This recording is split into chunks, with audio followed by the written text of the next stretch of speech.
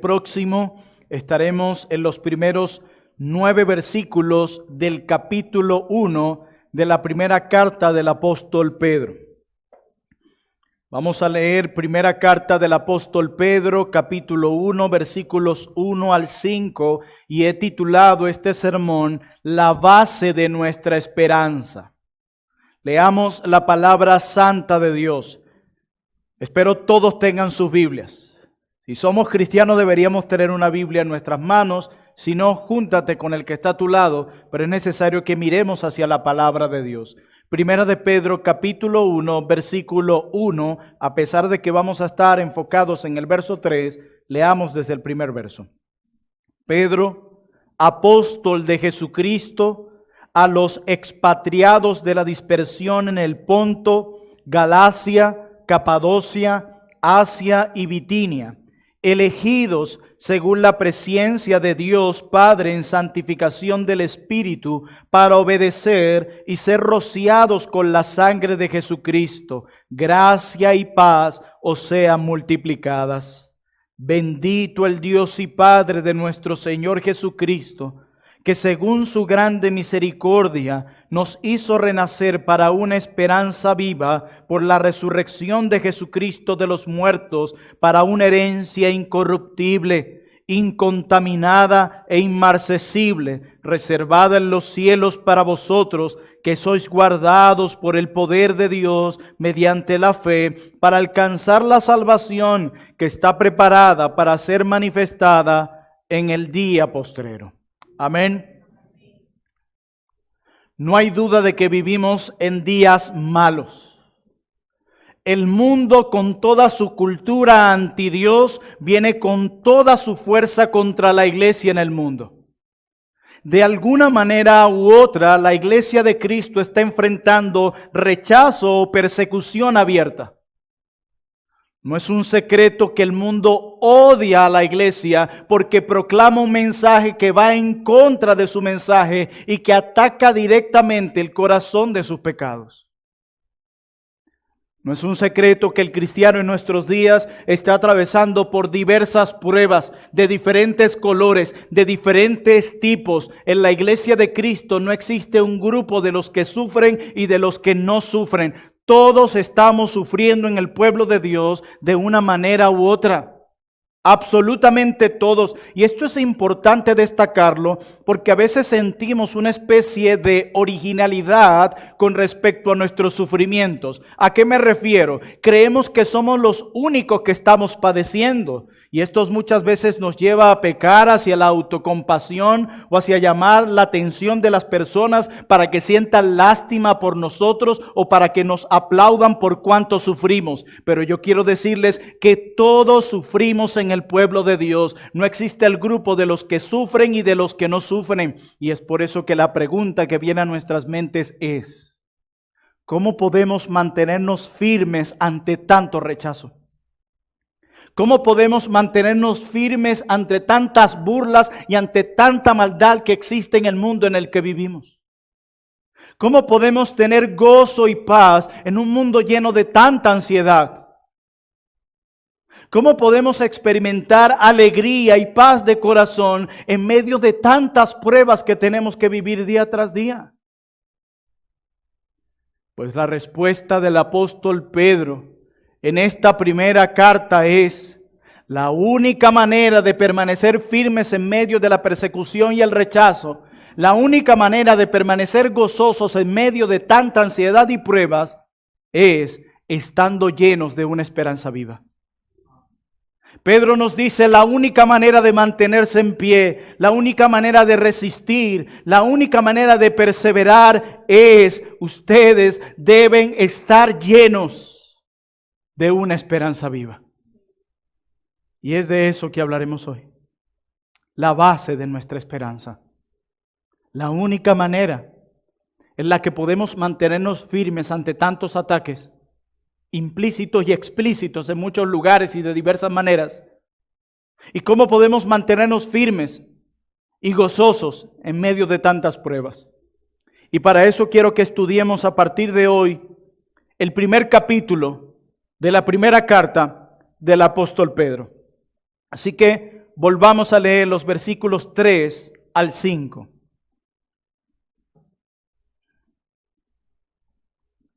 Bendito el Dios y Padre de nuestro Señor Jesucristo, que según su grande misericordia nos hizo renacer para una esperanza viva, por la resurrección de Jesucristo de los muertos, para una herencia incorruptible, incontaminada, inmarcesible, reservada en los cielos para vosotros, que sois guardados por el poder de Dios mediante la fe, para alcanzar la salvación que está preparada para ser manifestada en el día postrero.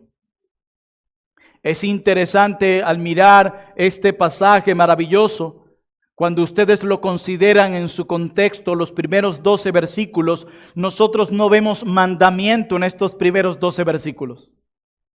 En estos primeros 12 versículos del capítulo 1 de la primera carta del apóstol Pedro, no vemos imperativos por ningún lado.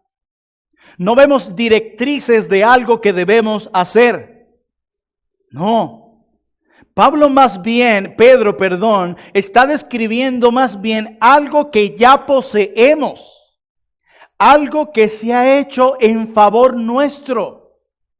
Es por eso que el apóstol Pedro en este primer capítulo de esta primera carta no nos dice qué hacer,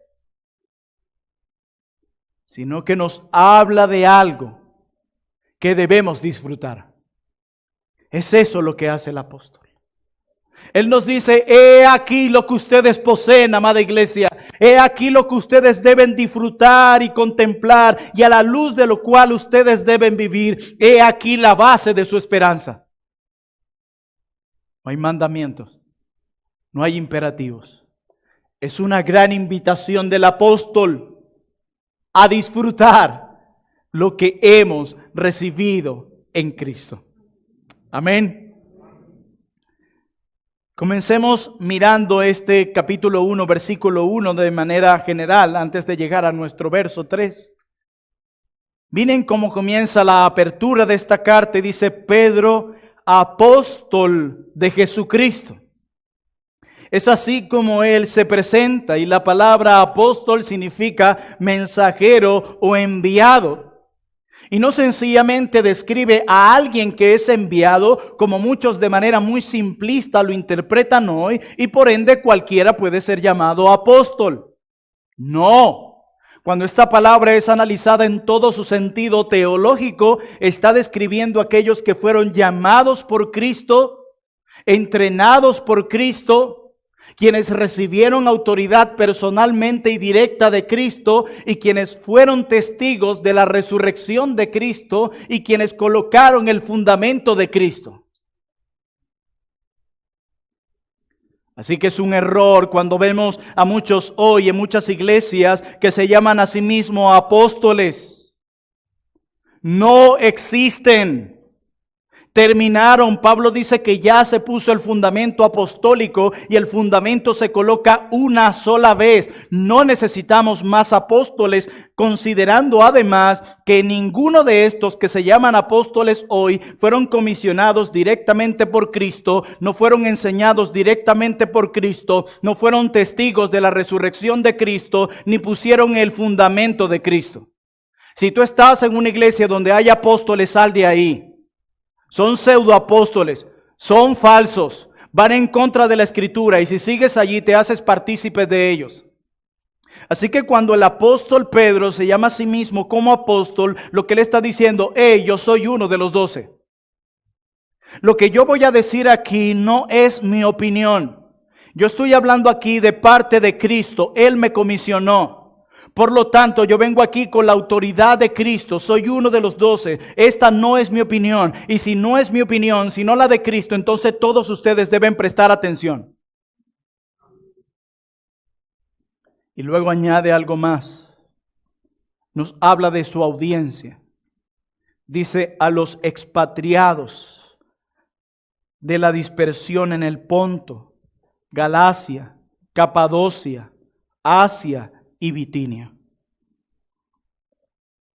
Estos hermanos habían sido obligados a salir de sus tierras debido a la persecución y fueron desplegados por toda Asia Menor.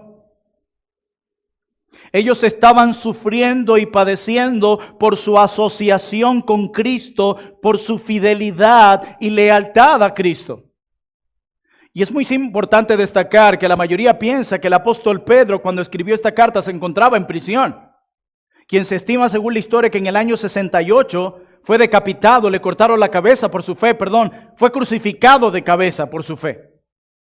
Y entre el 62 y el 68 se escribe esta carta, así que todo indica que Pedro se encontraba en prisión. Mientras que a la iglesia a la que escribe se encuentra en persecución. Así que las cosas humanamente hablando no están bien. Pero a pesar de todo eso, esta carta está llena de esperanza. Es la palabra que más se repite en la carta. Y cuando Pedro, habla de los expatriados y los que están dispersos, no solamente se refiere a aquellos quienes humanamente fueron trasladados de una nación a otra. Lo que está diciendo Pedro, términos por cierto que se usaban para Israel en el Antiguo Testamento, es lo que está describiendo aquí la realidad de que el pueblo de Dios es extranjero y peregrino en esta tierra. Es lo que nos está queriendo decir. Todos nosotros somos expatriados.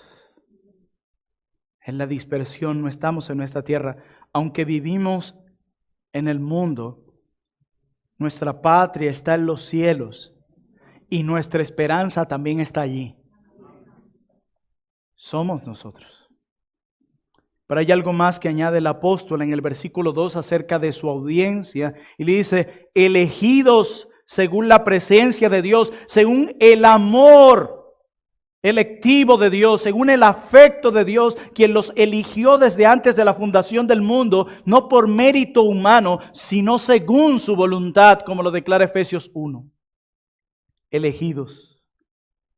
Estos hombres y mujeres a quienes escribe el apóstol Pedro son creyentes, son elegidos de Dios, pero están sufriendo. Y esto es muy interesante entenderlo. ¿Por qué? Porque los creyentes también sufren. ¿Saben por qué? Porque el mundo encuentra desagradable y extraña su fe. Los aborrece, detesta su fe, los rechaza, aborrece su fe. Los cristianos también sufren. Y esto es muy interesante entenderlo. ¿Saben por qué? Porque hoy en día se promueve un cristianismo donde no hay sufrimiento.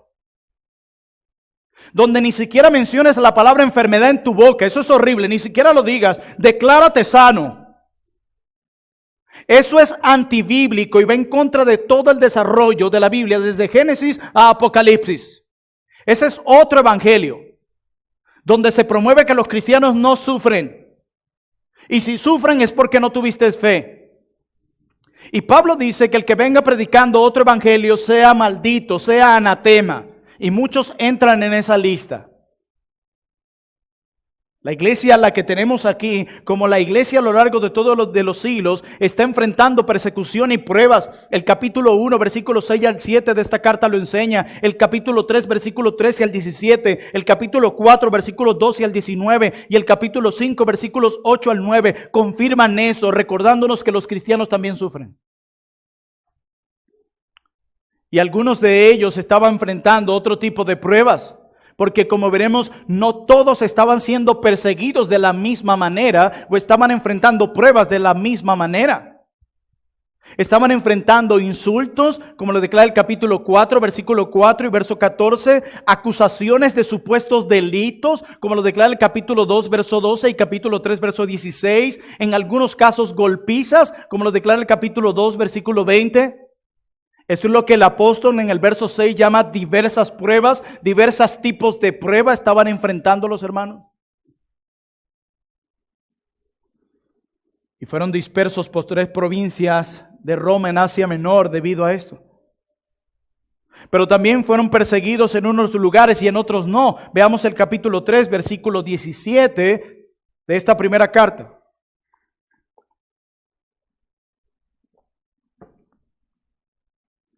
Dice, porque mejor es que padezcáis haciendo el bien, si la voluntad de Dios así lo quiere, que haciendo el mal, si la voluntad de Dios así lo quiere.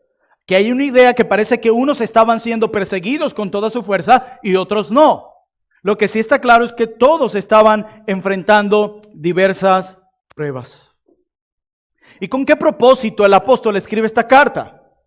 Bueno, hermanos, con el propósito de animarles a estar firmes en la fe, mirando hacia la esperanza cristiana, a esa esperanza de gloria que todo cristiano recibe. ¿Y cómo lo hace Pedro? ¿Cómo los anima a estar firmes en la fe? Bueno, en primer lugar, los conduce a las alegrías y a las glorias de una herencia eterna, como lo veremos hoy. Pedro les está diciendo, mis amados hermanos, este sufrimiento que ustedes están pasando no lo es todo. Hay algo más. Hay una herencia eterna reservada en los cielos para ustedes. Hay una gloria que les espera. Y esto es algo que hace Pedro en toda esta carta. Él combina la idea de sufrimiento y gloria, sufrimiento y gloria, sufrimiento y gloria. No es sencillamente un sufrimiento por lo ético. Es sufriendo, mirando hacia la gloria que los espera, una gloria que Cristo ha comprado para ellos. Miremos 1 de Pedro capítulo 4, por favor.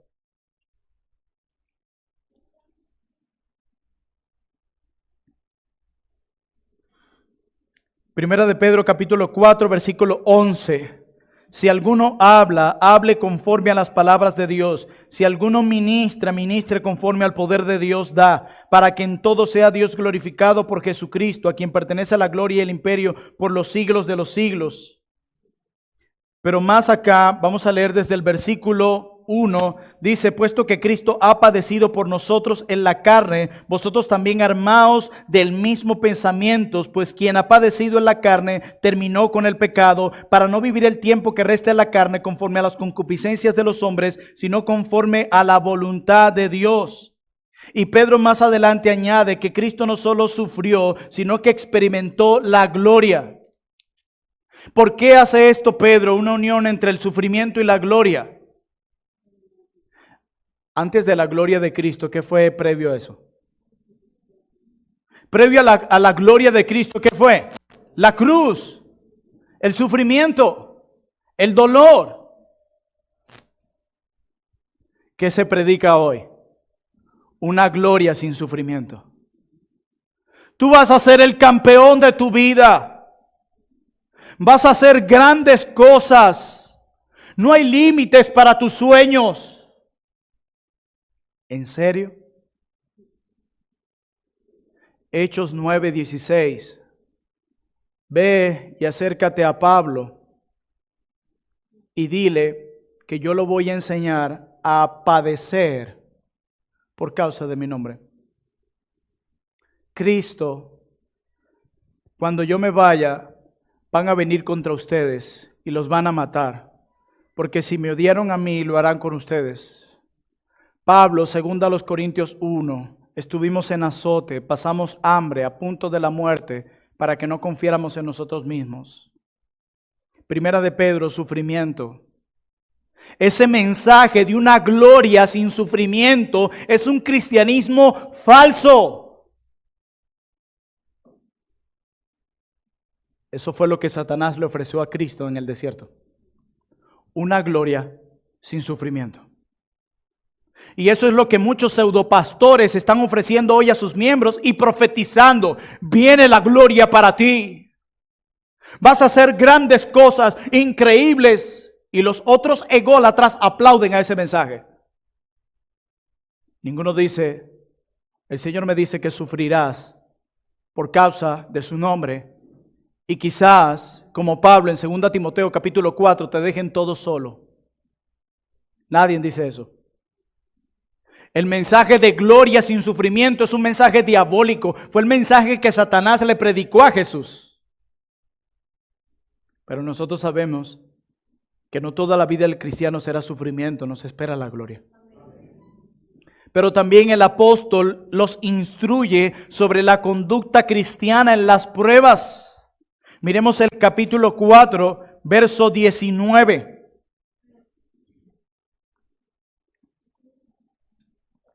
Dice, de modo que los que padecen según la voluntad de Dios, encomienden sus almas al fiel Creador y hagan el bien. O sea, Pedro les está diciendo, mire, el sufrimiento que ustedes están atravesando, la prueba que ustedes están atravesando no es una excusa para pecar. A pesar del dolor y la prueba, les dice, compórtense de manera piadosa. ¿Ustedes no han escuchado eso de, pero compórtate de una mejor manera? Pero no ves lo que estoy pasando. No me juzguen. Es normal que en medio de esta prueba yo peque de esta manera. Ustedes, ¿por qué no están pasando por esto? Pedro dice, ni tu dolor más profundo justifica que peques. Ni siquiera tu dolor más ardiente justifica que peques. Y esto es muy importante porque nosotros tendemos a justificar nuestro pecado. Nos dicen algo, pero. Hiciste tal cosa, pero es que los demás lo hacen. Pero es que, ay, dígame cuando dice, pero es que yo soy así. Cuando alguien es confrontado en su pecado y te dice, yo soy así, lo más posible es que tú no tienes enfrente a un creyente, sino un incrédulo que cree que es creyente. Estás negando la obra de Cristo en ti. Y cuando alguien reincide en el mismo pecado, y pasa los años y se le llama la atención por el mismo pecado, y a veces va en mayor intensidad, se parece a 1 de Juan 4, el que practica el pecado no es de Dios. Quizás no eres de Dios, mi hermano, mi hermana. Quizás ese título te quedó grande. Ni siquiera el sufrimiento será una excusa para pecar. Pero la tercera manera en cómo Pedro los anima es que los exhorta diciéndoles que Cristo ha de ser el modelo a sufrir en la perseverancia en medio del sufrimiento. En el capítulo 2, versículos 21 al 23 y al capítulo 4, versos 1 al 2, le dice, consideren el ejemplo de Cristo, quien en medio del sufrimiento perseveró. Ustedes consideren su ejemplo en medio del sufrimiento, perseveren como Él lo hizo, consideren su ejemplo. Así que luego de tener esto en mente, miremos de cerca el versículo 3 del capítulo 1 del apóstol Pedro. De qué manera Él les infunde y les inyecta esperanza. ¿Y qué es eso a lo que Él nos invita a disfrutar? Primera de Pedro, versículo 3 dice, bendito el Dios y Padre de nuestro Señor Jesucristo, que según su misericordia nos hizo renacer. Lo primero que hace Pedro es exaltar al Dios que nos hizo renacer para una esperanza viva. Bendito sea el Dios y Padre. Ese es el mismo espíritu del Antiguo Testamento que el pueblo de Dios alababa a Dios por sus obras. Esa es la respuesta del pecador salvo cuando contempla las realidades del Evangelio en su vida. Él solo puede decir, aleluya, gloria a aquel que me salvó. Nuestras vidas deben caracterizarse por una alabanza a aquel que nos salvó. Por eso el apóstol dice, bendito sea el Dios y Padre, quien según su misericordia nos hizo renacer. Bendito sea, alabado sea aquel que nos salvó. Y luego nos dice dos cosas acerca de ese Dios que nos salvó. En primer lugar, Él es el Padre de Jesucristo. Él envió a su Hijo a morir por nuestros pecados, a tomar nuestro lugar en la cruz del Calvario, cargando con la ira y el juicio que el pecador merecía, para rescatarlo, ofreciendo perdón y amor hacia sus enemigos. Eso hizo Él. Pero hay algo más que dice Pedro. Él está lleno de misericordia. Es grande en misericordia. Esta expresión nos recuerda que ninguno de nosotros fuimos salvos en base a nuestros méritos. Fue su misericordia. Tú y yo recibimos misericordia. El Señor tuvo misericordia de mí, tuvo misericordia de ti. No fue por mérito humano, fue según su misericordia. Nosotros merecíamos el juicio y la ira de Dios, pero como nuestro Dios es grande en misericordia, salvó a sus enemigos. perdonó a sus enemigos, le dio vida a sus enemigos, porque Él es grande en misericordia. Mi amado hermano, eso es lo que tú y yo hemos recibido de Dios, misericordia. Eso es lo que tú y yo necesitamos día tras día, misericordia. Su misericordia te alcanzó. Su misericordia me alcanzó. Fue según su misericordia. No hay nada que tú hagas para alcanzar el perdón de pecados. No hay nada de lo que tú puedas hacer y decir para alcanzar la salvación o la entrada al cielo. Es un pago muy alto, es un estándar muy grande y solo el Hijo de Dios pudo pagarlo. Fue según su misericordia. ¿Quién puede ser tan arrogante y decir que fue salvo por algo que Él hizo? En una ocasión estaba un predicador puritano enseñando acerca de la salvación y él gritaba y decía en su clase: no ofrecimos nada en nuestra salvación, todo fue por gracia, no dimos nada para alcanzar el perdón de pecados. Y se levanta un niño y le dice: oh predicador, si hay algo que ofrecimos nosotros.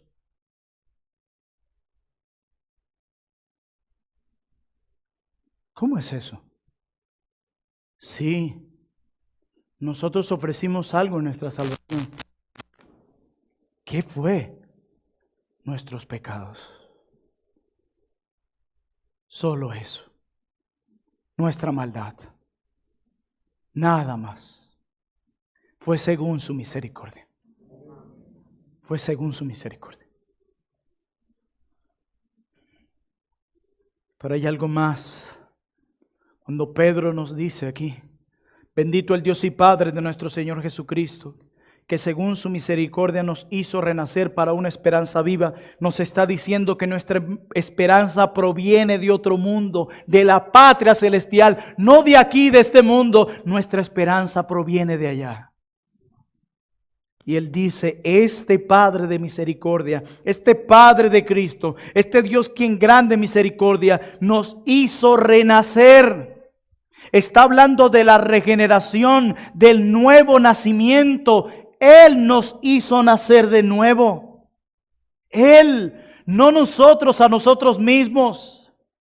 La Escritura, como mi pastor lo predicaba en la escuela dominical, nos describe no como enfermos, sino como muertos en nuestros delitos y pecados. Un enfermo puede en un momento tomar la medicina por sí solo, aunque su mano le tiemble, aunque se sienta débil, él puede tomarla y colocarla en su boca la medicina. Pero la Biblia dice que estábamos muertos, no podíamos tomar la medicina, no podíamos movernos ni un milímetro como ningún cadáver puede hacerlo. Hasta que Él llegó y como a Lázaro nos dijo: Plinio, sal de ahí. Sal de esa tumba. Y nosotros, por el poder de su Espíritu, atendimos a ese llamado glorioso, porque Él y solo Él nos hizo nacer de nuevo. Por Él. Dice que Él es según su misericordia nos hizo renacer. Somos nuevas criaturas en Cristo. Por su poder. Así como un bebé no puede hacer nada para nacer, nosotros no podíamos hacer nada para nuestro nacimiento. Bendito Dios. Y lo hizo, dice el apóstol, por la resurrección de Jesucristo de los muertos. Lo hizo mediante a la resurrección de Cristo. Ahora nosotros hemos nacido de nuevo debido a nuestra unión con el Cristo resucitado. Fue su poder, fue su poder. Y para este nuevo nacimiento se efectuó un pago completo. Un pago que ni tú ni yo podíamos pagar. Era demasiado. Era muy alto. Y no podíamos traer ningún pago por nuestras maldades, porque nuestras manos estaban manchadas de maldad. Cada billete, si podemos ilustrarlo así, que traíamos para el pago, era rechazado porque estaba manchado.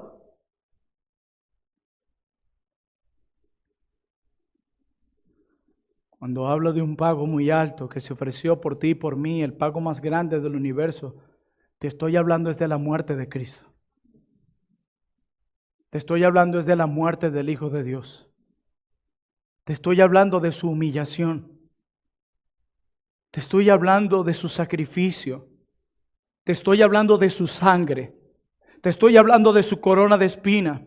Te estoy hablando de su piel desgarrada y siendo azotada como si hubiese hecho algo malo. Te estoy hablando de su agonía en la cruz. Te estoy hablando del abandono del Padre. Te estoy hablando de ese pago completo. Querido pecador que estás aquí no arrepentido, si no te aferras a Cristo como tu Salvador, estás en deuda con Dios. Jóvenes que están aquí presentes, que creen que se están comiendo la vida y que están a sus anchas, si están sin Cristo, son las personas más miserables del mundo. Si están sin Cristo, son tan vacíos y están tan vacíos como yo me sentía cuando no lo conocía. No importa cuántas amistades, no importa cuántos seguidores en las redes sociales, eres miserable si Cristo no es tu Salvador. Estás vacío si Cristo no te ha salvado. En Él es la fuente de agua viva, quien sacia nuestra sed, la sed que no puede saciar nada ni nadie en este mundo. Ni toda la ropa, ni todas las amistades, ni toda la tecnología, ni todos los amigos pueden darte lo que solo Cristo puede darte. ¿Saben por qué? Porque Él es el que todo lo llena en todo. Él y solo Él, no hay nadie más. Se pagó un pago muy alto y Él lo pagó. Por eso hemos cantado aquí, todo lo pagó. ¿Quién por mí murió? Todo lo pagó. No hay deuda. No hay deuda. Y ese nuevo nacimiento obra también la tercera persona de la Trinidad, obrando el Espíritu Santo, ese nuevo nacimiento en nosotros. ¿Y saben qué sucede en la conversión? Ahora la tercera persona de la Trinidad, el Espíritu de Dios morando en el pecador. ¿Qué es eso? Nosotros vemos en el Antiguo Testamento cómo la presencia de Dios se manifestaba solo en ciertos lugares y no todos podían disfrutar de esa.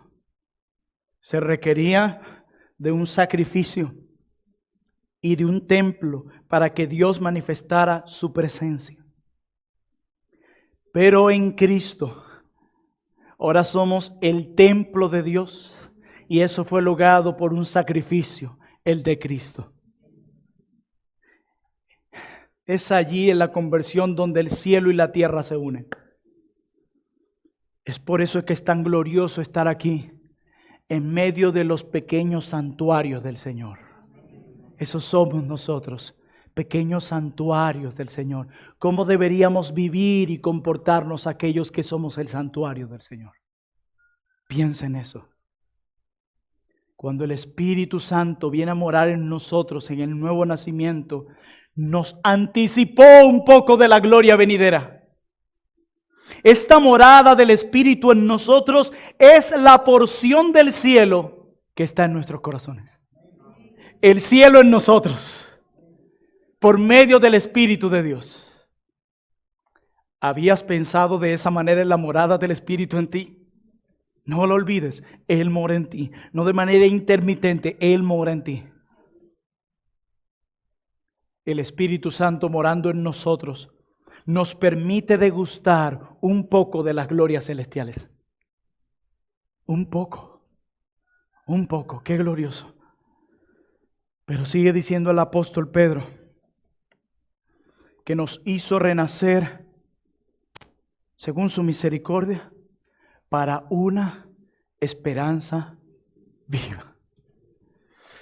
¿Se acuerdan la respuesta de Pablo a las preguntas? ¿Cómo podemos mantenernos firmes? ¿Cómo podemos tener gozo en medio de tantas tribulaciones? Y él decía, deben poseer una esperanza viva. He aquí, dice, una esperanza viva. Y como dice la Biblia de la Reforma, la esperanza en la Biblia no es una incertidumbre o ilusión, sino la esperanza de una bendición futura basada en hechos y promesas. Es algo certero que todavía no ha sido experimentado por completo, pero es algo certero. Y noten el carácter de esta esperanza. ¿Lo notaron? Es una esperanza viva. Y esta expresión, esperanza viva, describe el carácter inmortal y permanente de la esperanza que Dios nos da. Está describiendo una esperanza genuina y vital. Una esperanza viva. En contraste con una esperanza vana, temporal y vacía, que es la que el mundo nos ofrece.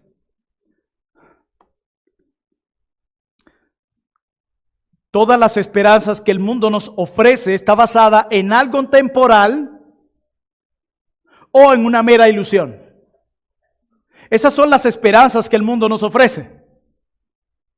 Está basada en algo o en alguien que puede fallar, que se puede desvanecer, algo que el orín y la polilla pueden dañar o que los ladrones pueden hurtar.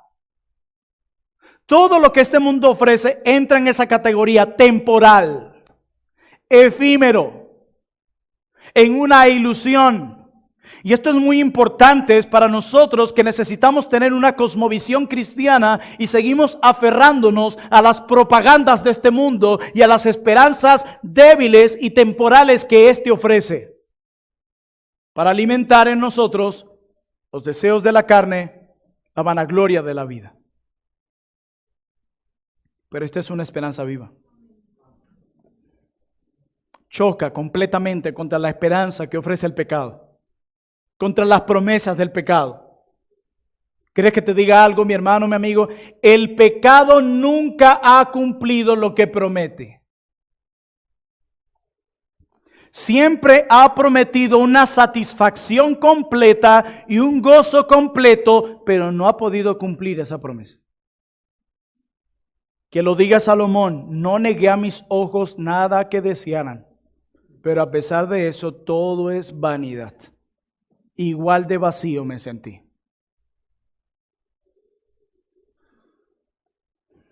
¿Y saben qué es lo que me encanta de esta carta? Que la audiencia disfrutaba esto. Verso 6 de 1 de Pedro 1. En lo cual vosotros os alegráis. Quiere decir que nuestros hermanos en Asia Menor, que están siendo perseguidos por su asociación con Cristo, no están cayendo desplomados por los problemas como si no tuviesen esperanza. No ven el problema y entran en una especie de depresión y amargura y un dolor donde todo hay oscuridad y por ningún lado hay luz. No, eso no está pasando en ellos. Ellos miran hacia el futuro, hacia esa confianza segura que les aguarda en la patria celestial. Recuerda, sufrimiento y gloria. Y se alegran en eso. Es interesante que esta es una carta llena de conflictos que están viviendo los creyentes, pero empezando nos dice que están alegres. En lo cual ustedes se alegran.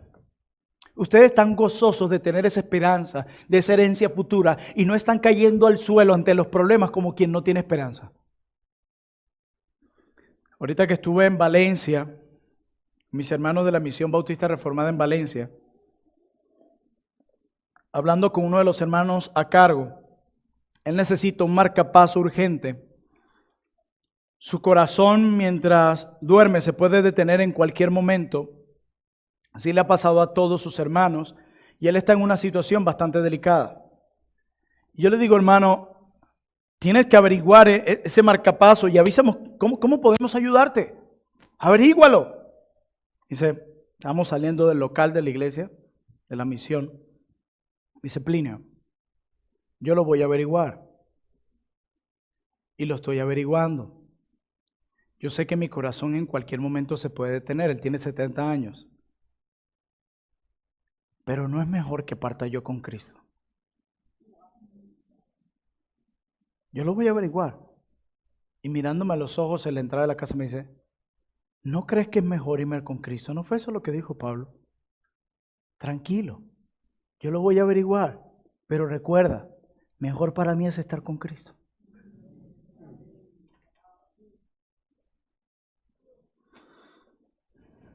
Una esperanza viva. Esta semana hemos visto a varios hermanos débiles de salud por diferentes enfermedades. Nuestra hermana Noé, escuchamos un reporte de ella esta semana y yo decía, más nos alarmamos los que comunicamos su situación. Una esperanza viva.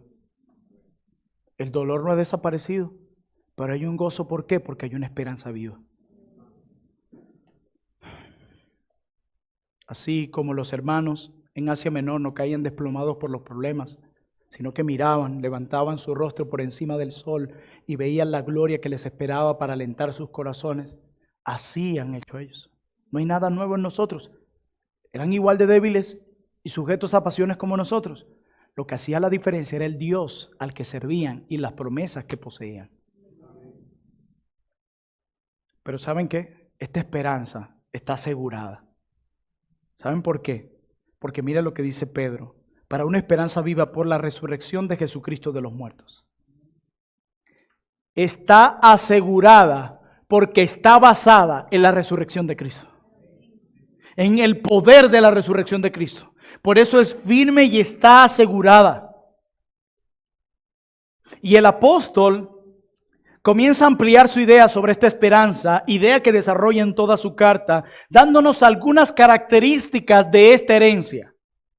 Miren cómo lo hace en el versículo 4. Para una herencia incorruptible, está hablando de la misma esperanza, solo que está ampliando su idea y la característica de la misma. Dice, para una herencia incorruptible, incontaminada e inmarcesible, reservada en los cielos para ustedes. Dice en primer lugar que esta esperanza, que él describe también como una herencia de la cual recibiremos los creyentes, la describe en primer lugar como incorruptible y la idea es no sujeta a corrupción. Nada ni nadie la puede corromper.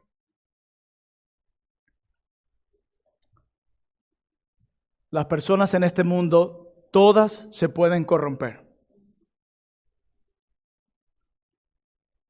Las cosas en este mundo, todas se pueden corromper. Pero la esperanza que nos ofrece el Señor no se puede corromper. No está sujeta a corrupción. Hey, esa esperanza es para ti, mi hermano. No para alguien más. No pienses en un tercero. Si tú te has arrepentido de tus pecados y has confiado en Cristo como el único Señor y Salvador de tu vida y estás caminando en fidelidad hacia Él, esta herencia es para ti, es tuya. Lamentablemente los pastores de la prosperidad lo usan para promover el dinero y el dinero y el dinero, pero esta es una realidad gloriosa. Dios nos salva, nos da lo que necesitamos para la salvación y de paso nos recompensa de esta manera al darnos una promesa gloriosa. Qué generoso nuestro Dios. Pero dice el apóstol que esta herencia también es incorruptible, sin mancha. Esta herencia es sin mancha. Todos en este mundo tienen manchas. Todas las cosas que ofrece este mundo tienen manchas. Pero la esperanza que se nos ofrece, nuestra herencia que está reservada en los cielos para nosotros, no tiene manchas. No las tiene. Pero no termina ahí el apóstol Pedro. Dice que es incorruptible, incontaminada e inmarcesible. Y la idea aquí es que no está sujeta a ser marchita, es imperecedera. Mi amado hermano, todo lo que este mundo te ofrece, de cualquier manera, todo se marchita. Todo tiene fecha de vencimiento. Todo. Las amistades se acaban. Un día nos separamos y todo se acabó. El dinero se deteriora. Los precios de la bolsa y del dólar cambian y cambian. La ropa se daña. Y podemos seguir nombrando la lista de todo lo que este mundo ofrece y los cuales los hombres persiguen con tanta pasión, pero todo se marchita. Aún la comida se daña, el pan se pone verde, las flores se marchitan. Todo se daña en este mundo, todo. Los hijos un día se van de casa, todo. Pero la esperanza que Dios provee no se marchita. Es imperecedera. No tiene fecha de vencimiento. Y es tuya. Wow. Y Pedro añade algo más. Él no nos está dando mandamientos, no hay imperativos. Te está diciendo, hey, mi hermano, te está tomando del rostro y te dice, mira, disfruta todo lo que tienes. Deja de estar quejándote por lo que no tienes y disfruta y gózate en lo que sí tienes. Y dice que esta herencia gloriosa está reservada. La idea es protegida, guardada en los cielos para ustedes.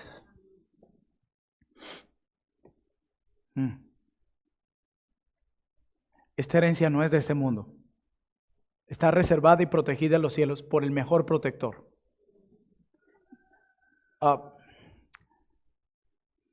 Hay gente que a lo largo de los años, en las devaluaciones que han experimentado diversos países, gobernados y liderados por el socialismo, han experimentado cambios en sus ahorros, sus inversiones se han venido a pique, sus negocios acabados.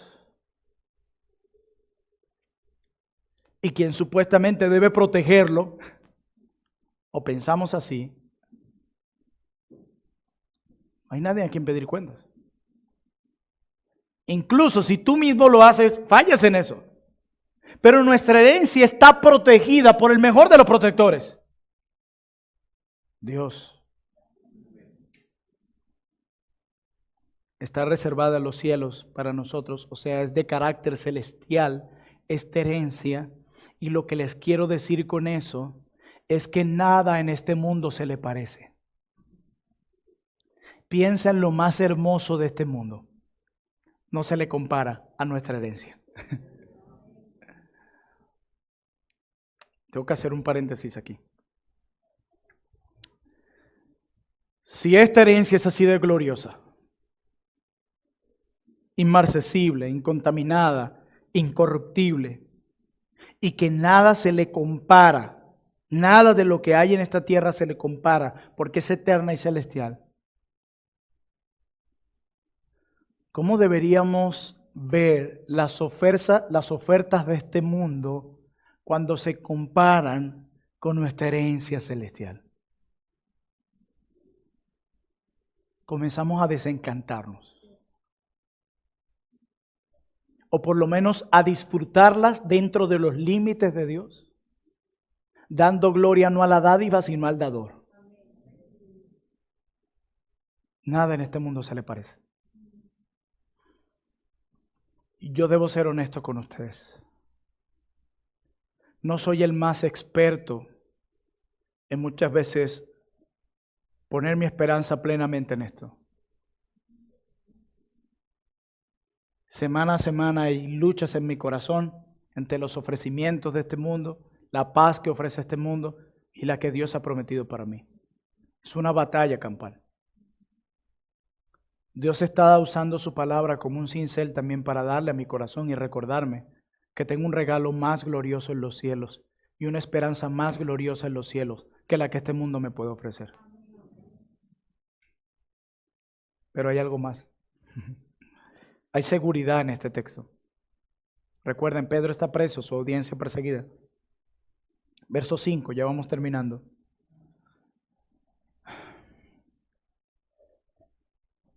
Dice que está reservada en los cielos para ustedes, que sois guardados por el poder de Dios mediante la fe. Está reservada para nosotros. Y lo que está diciendo el apóstol es que esta herencia no puede ser recibida hasta que todos hayan llegado a su hogar. Por eso oramos para que todos los elegidos procedan al arrepentimiento y que pronto nos podamos encontrar con el príncipe de los pastores, a nuestro gran Salvador, y junto a Él podamos disfrutar todos juntos de esta herencia. Pero dice que mientras llegamos a nuestro hogar, Él nos está guardando. Eso dice el texto. Qué esperanzador en esto para hombres y mujeres como nosotros que tenemos luchas, sufrimientos y temores con respecto a si llegaremos sanos y salvos a nuestro hogar. Este texto nos dice que a pesar de nosotros, Dios hará su obra en nosotros. Mi pastor citaba Filipenses 1, el que comenzó la obra en ustedes, la perfeccionará hasta el día de Jesucristo. Y lo que está diciendo Pablo en Filipenses es que Dios está comprometido con la obra que comenzó en ti. Y vaya, qué gozo es saber que el Dios Todopoderoso, el que todo lo puede, esté comprometido en llevarme sano y salvo a mi hogar. Hay momentos donde nuestra fe se tambalea, nuestras convicciones tiemblan, el pecado aflora. Pero Él dice, yo me encargaré de perfeccionar la obra en ti, haciéndote completamente dependiente de mi gracia y haciéndote ver tus pecados para que dependas de mí, y estaré dispuesto a otorgarte la misma misericordia que te di cuando te salvé. Y la pregunta es, ¿pero cómo me está guardando el Señor? ¿Cómo lo está haciendo? ¿De qué manera lo hace? El texto responde a esa pregunta. Dice, mediante la fe. Este es uno de esos pasajes gloriosos donde se combinan dos realidades teológicas hermosas. Dices que sois guardados por el poder de Dios mediante la fe. Es aquí donde se une la doctrina de la soberanía y el poder de Dios con la responsabilidad humana. Hoy vimos en nuestra clase de la escuela dominical que no somos títeres. Dios ha transformado nuestra voluntad para que ahora podamos buscar el bien voluntariamente. Hermanos, la fe es un regalo de Dios, pero es un regalo que debemos ejercitar. Nosotros no simplemente nos cruzamos de brazo mientras estamos atravesando este valle de sombra y muerte, camino a nuestro hogar en la patria celestial. No, tenemos que ejercitar nuestra fe.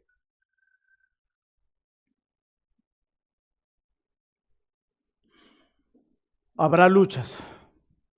No vengo aquí a darte falsas esperanzas. Habrá luchas en tu corazón. Habrá luchas a tu alrededor. Pero Él luchará con su poder omnipotente mediante nuestra fe. ¿Ves la combinación? Qué glorioso es eso. Hermanos, hay cosas feas que nos han sucedido a nosotros en este mundo y sufrimientos diversos que hemos experimentado. Pero lo peor que nos puede pasar a nosotros no es perder nuestro trabajo. Eso es malo, triste, pero no lo peor que nos puede pasar. Lo peor que nos puede pasar no es perder a nuestra esposa o que nuestras finanzas experimenten una crisis. No. Lo peor que nos puede pasar a nosotros es abandonar nuestra fe. Lo peor que nos puede pasar a ti y a mí es abandonar a Cristo. Es lo peor que nos puede pasar. Pero recuerda que el Señor nos protege. Él nos está protegiendo de cometer lo peor que podemos cometer, abandonar nuestra fe en Cristo. ¿Y cómo nos está protegiendo?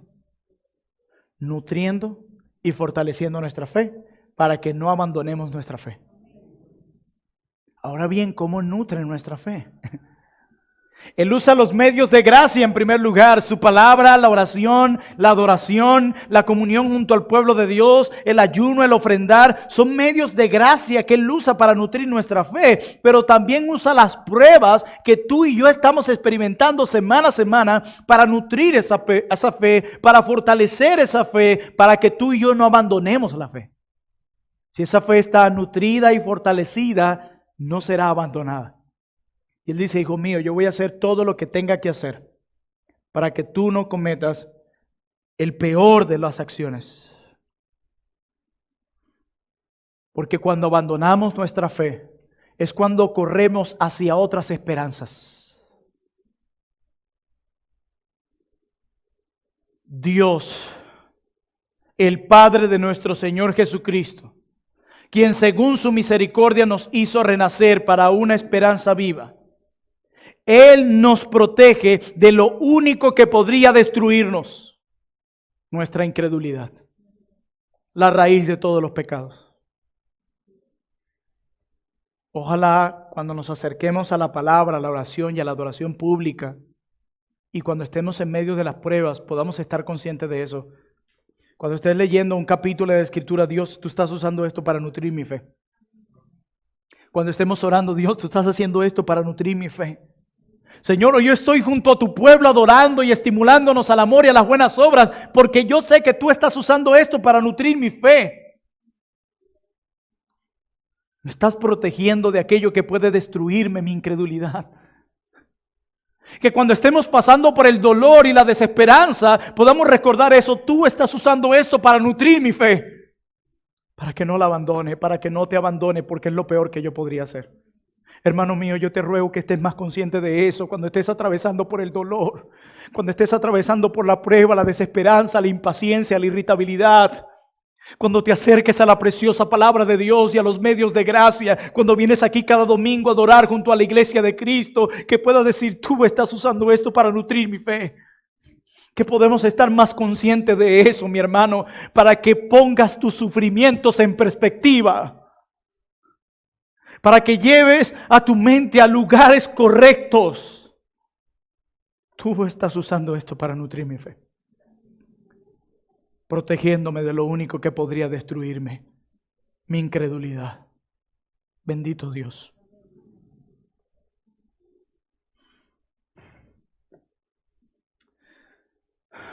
Dice que sois guardados por el poder de Dios mediante la fe para alcanzar la salvación que está preparada para ser manifestada en el día postrero. Allí estaremos seguramente. En resumen, ¿qué hemos visto? Dios es el autor de esta esperanza y Él debe ser alabado por eso.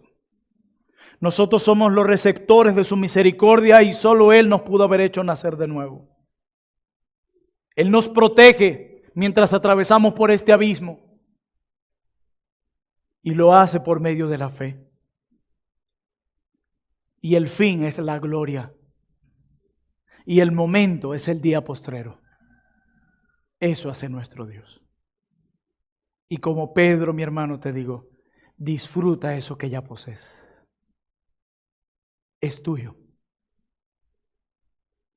A veces quizás te centras en lo que tienes que hacer únicamente o en las cosas que no tienes. Cada vez que te sientas así, abre 1 de Pedro. Y no como un mantra, creyendo lo que allí dice. Y tú dirás, pastor, pero eso está muy lindo, pero eso es para el futuro. Y aquí en el presente, mientras estamos en este peregrinaje, bueno, el próximo domingo hablaremos de eso, el contexto de esa esperanza. Hablen con David para que los añade a la lista el próximo domingo. Hermanos, ojalá se pueda decir de nosotros como los hermanos en Asia Menor, en lo cual vosotros os alegráis. Yo no sé a ti, pero yo necesitaba esta semana estas verdades. Mucho. Necesitaba una inyección de estas verdades. La necesitaba. Los pastores también se flaquean y cansan. Pero en Él y a través de sus promesas tenemos nuevas fuerzas. Nuevas fuerzas. Yo necesito disfrutar esto que el Señor ha comprado para mí. Necesito disfrutar eso. Y recordármelo. Hermanos míos, Dios hizo que naciéramos de nuevo. Qué glorioso. Nos acordaremos en el cielo de esto. Espero que recordemos este sermón allá. ¿Te acuerdas? Mira la herencia. ¿Qué hacíamos nosotros corriendo tras esas cosas? Y ahí mismo postrados alabando a Cristo, quien es el cielo mismo y nuestro mayor tesoro. Dios hizo que naciéramos de nuevo, mi hermano. Y nos protege por medio de la fe. En el camino al cielo, preservando nuestra fe. En Él estamos seguros. Hermano, contempla lo que tienes. Alégrate en esto. Disfruta lo que el Señor te ha dado. Recuerda esta promesa y compárala con las promesas de este mundo. Y verás lo efímero y lo vacías que son. Y el tesoro tan grande que tiene el creyente. Y solo podemos decir como Pedro, bendito el Dios y Padre de nuestro Señor Jesucristo. Bendito sea el Señor, oremos.